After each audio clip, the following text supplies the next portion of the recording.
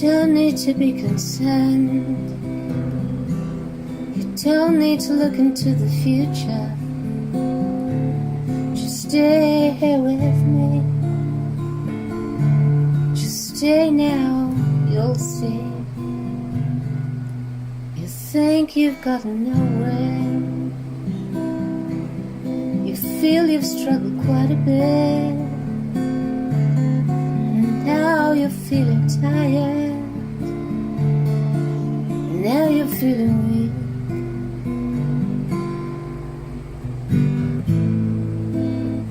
I wish I knew what to say. I wish I knew how to pray. 'Cause there's a silver lining in every cloud. And how I wish I could say that out loud.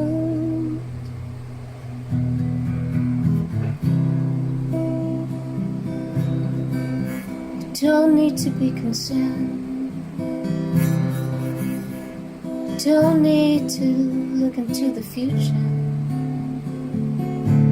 Just stay here with me. Stay now, you'll see. You'll think you've gotten nowhere. You feel you've struggled quite a bit. Now you're feeling tired. Have you ever felt defeated? Now you're feeling weak. You know, like you're just, it seems like you've been kicked to the curb. You're flat on the floor and you can't understand why or how this might be happening. And you know, you kind of maybe feel lost. And if I were to describe it for myself, I feel fragile. I feel as if I'm coming apart at the seams, as if I'm not as strong and as hopeful and as optimistic and as enthusiastic as I would like to be. And I wonder if you have felt any of those things, or maybe you have your own experiences which are not described by any of the words that I've used. What you did, you know, what was your reaction like? Did you feel numb? Did you feel empty? Did you feel angry? Did you feel lost? Did you feel like you wanted to explode, or maybe rail at the world, at the universe, at God, or maybe someone more accessible like your partner or your sibling or your parent or a friend or a perfect stranger that happened to be conveniently placed there as your what do they call it? Your, what's that boxing thing called? Punch bag. Well, just recently I was feeling quite fragile, and on the face of it, to the extent that what was available in my conscious awareness, it seemed to be triggered by an encounter I had with someone, and where my ego, let's be very clear about this, it's always the egos involved, isn't it? Where my ego felt dismissed and shut down by the other person's ego. Oh golly. And it hurt, you know, so unexpectedly, so utterly unexpectedly. There I found myself, how the tears welling up in my eyes, and and I allowed them to come. I didn't try to stop them, but I was still, surprised. I mean, how did something like this, which would normally not have bothered me, but on this particular occasion, it did. It did. And I was trying to, well, again, my ego was scanning my entire database, all the experiences that I've had, and according to conventional wisdom, sort of going deeper into the distant past and into my childhood, for example, and thinking, what happened there that might be, that might have laid down a wound, and that wound is now being ruptured yet again. And so, there was the ego man, and I was observing it. It didn't get too far, I admit, in the story, because in the observation came the awareness that I was venturing into the dark forests of memories and old experiences, and trying to bring all of that back into the present. And so, just that awareness helped me redirect. But one of the thoughts that did come to my mind was, where have I been put down or shut up or dismissed by someone else? And, like I said, it didn't get very far. Because by just simply observing that thought, I just naturally came back into the present moment and witnessed, if you like, the tears and the feelings, the sensations in my body, and so on. Anyway, what then happened was I came home and I got on with some work that I'd been planning to do. And then after a while, I had this urge, if you like, this impulse to go into the city. And so I did. And, I had nothing in particular to go into the city for other than to experience it. And as I was on the bus to the city, I started, thinking about where I might go once I got there. And one of the places that I love going to are bookstores. And so I did go to a bookstore. And, as usual, one of the first parts of the bookstore that I go to is the stationery section. I went there and, had my fill of the stationery delights, and in fact actually picked up a little journaling book. It's a 5-year journal where you write a sentence a day, and I was particularly tempted by this journal because it had questions for each day, and I thought, isn't this a marvelous idea? And I kind of, scanned through some of the questions that were being asked, and I thought, there's just great little prompts to kind of bring us back into the moment and to just become more aware of how this mind of ours has been working. Anyway, I didn't eventually buy that book because something else came into my awareness. And what was it? Well, it was a book that by its very design just stood out from all the other books on the shelf. And I picked it up and I just randomly opened a page, and what I read could have easily been something that I had written myself. And you know what? The tears started pouring down again.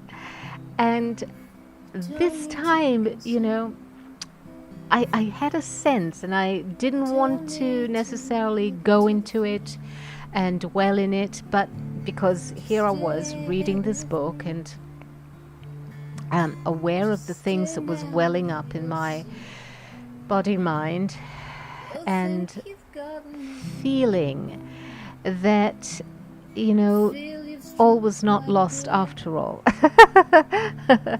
That there was hope, and especially because here was someone else who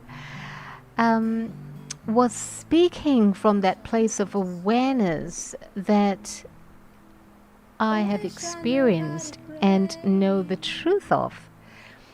And so I continued reading just a little bit more, and then I said, who the heck is the author of this book? Because I hadn't cared to look at either the title of the book or the author's name. I just wanted to look into the book and see if it had anything that, called to me. And everything in it called to me. So that when I thought to ask myself who the author was, and I turned to the cover of the book and I realized it was a book by Rick Rubin. Now, if you haven't heard of Rick Rubin, then you might be like I was up until a few months ago, because I wasn't aware that he was, as many people refer to him, the genius behind many of the successful, hugely successful and hit producing artists in music. And so, I don't remember the illustrious names that, an artist, the names of artists that he's produced for, but one of them sticks out, and that is, now it escapes me. Red Hot Chili Peppers. Okay.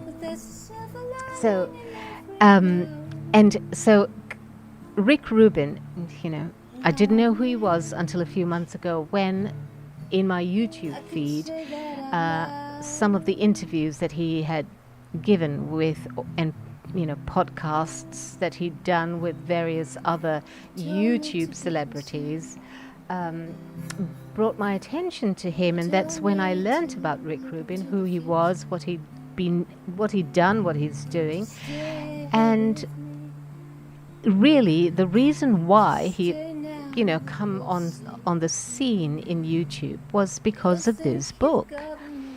And he was talking about the experiences, really the spiritual experiences that, or the spiritual realizations, if you like, that were contained in this book, and then speaking more generally around that. So, contrary to maybe some people's expectations when they hear the name Rick Rubin, they might have thought that this was going to be a kind of tell-all book where he was going to talk about artists and, what they'd done and not done, and how he'd managed to, how he had worked with them and all their idiosyncrasies and the craziness. No, it was nothing to do with that. And, on the contrary, it was to do with, as I said, his experiences in the journey or the consciousness of awareness. And so it was no wonder that I could relate so deeply and instantly and, in such a wholehearted, such a comprehensive way with just about every word that he'd written in that book.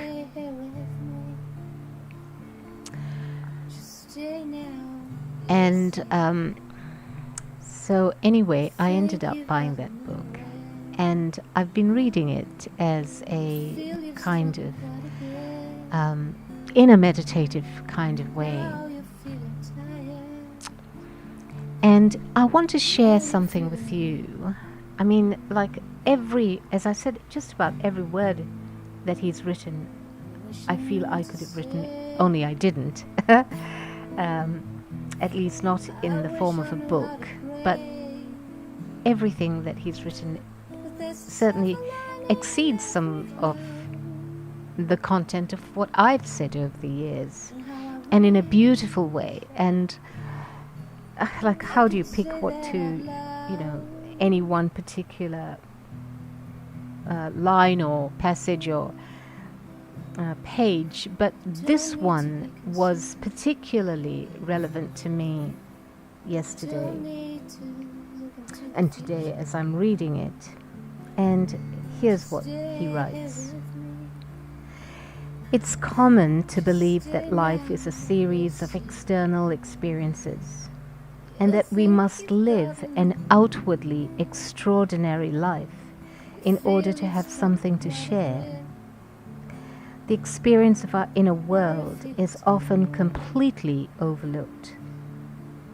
If we focus on what's going on inside ourselves, sensations, emotions, the patterns of our thoughts, a wealth of material can be found. Our inner world is every bit as interesting, beautiful, and surprising as nature itself. It is, after all, born of nature. When we go inside, we are processing what's going on outside. We're no longer separate. We're connected. We're one. Ultimately, it doesn't make a difference whether your content originates on the inside or the outside. If a beautiful thought or phrase comes to mind, or if you are in a beautiful sunset, one's not better than the other. Both are equally beautiful in different ways. It's helpful to consider there are always more options available to us than we might realize. So, if you're listening to this, the message that I want to finish with is, if you've ever felt defeated, if you are feeling defeated, and it's not unusual that not long after the onset of the new year, when people are on a high, they can then go through a bit of a trough, a dip in spirit. And so I just want to help us all remember that these are just part, all of our experiences are just what human life is. It's cycles, like the seasons, like day moving into night. It's constantly changing. And while we may desperately try to understand why it's changing, or what we've done that's not right, that's gone wrong, what we are failing to do, and so on, all that ultimately is, just distraction. Because what we really will benefit from is giving ourselves the freedom and the permission to go within and to sit within and be totally at one with ourselves and the world, because that's where we'll find that strength, that inner peace, that irrepressible joy, the courage, the beauty, and all the love that we truly and deeply desire. I wish you much love, and may your heart beat to the rhythms of peace. Don't need to look into the future. Just stay here with me. Just stay now, you'll see. You'll think you've gotten nowhere. You feel you've struggled quite a bit. Now you're feeling tired. Now you're feeling weak.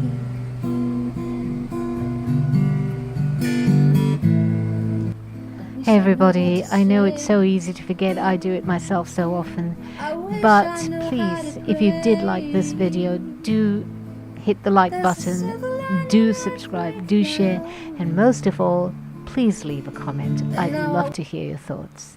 Thank you so much. I could say that out loud.